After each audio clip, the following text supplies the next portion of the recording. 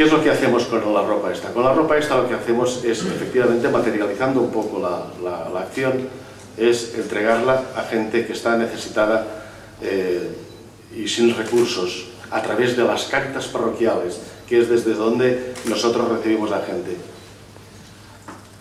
La gente que está necesitada, por ejemplo, de esta actividad, de esta cosa que es la ropa, se acerca en los distintos puntos donde nosotros tenemos la empresa de inserción que nace de Cáritas Diocesana y que depende de Cáritas Diocesana, se le atiende y se le suministra las necesidades justificadas siempre, porque se necesita un control, es verdad, justificadas siempre desde la propia Cáritas parroquial. Esta persona que se llama fulano de tal o fulanita de tal necesita, en este caso concreto, necesita este tipo de ropa y deseamos que se le entregue. Te agradezco, Kiko, que nos hayas abierto tu casa.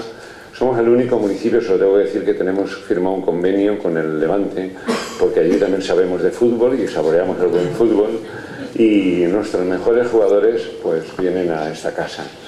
Tenemos quinta columnas, hoy represento también al levantinismo que viene allí de mi pueblo, a los Marco, a los Enrique y a toda la familia, porque si no los nombrara pues no estaríamos. Por eso hoy tenemos razón, ya Cáritas. Cuando hay una buena logística que piensa, Nacho y su casa, siempre tiene que haber un receptor de este mensaje, y en este caso Cáritas, que está por encima de las creencias, de las banderas, de los colores, porque todos tenemos corazón y pasión.